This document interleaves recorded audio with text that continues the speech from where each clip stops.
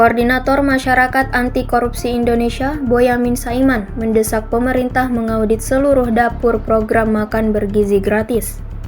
Desakan tersebut disampaikan setelah muncul dugaan keterlibatan partai politik dan oknum legislatif dalam pengelolaan dapur di bawah Badan Gizi Nasional.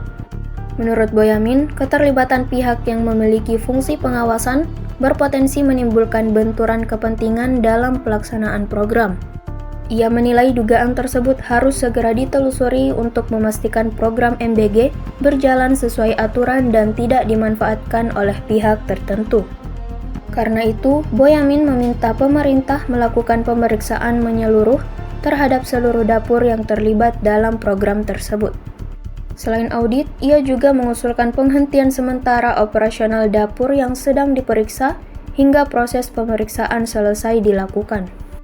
Boyamin menegaskan dapur yang terbukti memiliki keterkaitan dengan pejabat publik, anggota legislatif, maupun pihak internal BGN harus ditutup agar kepercayaan masyarakat terhadap program gizi nasional tetap terjaga.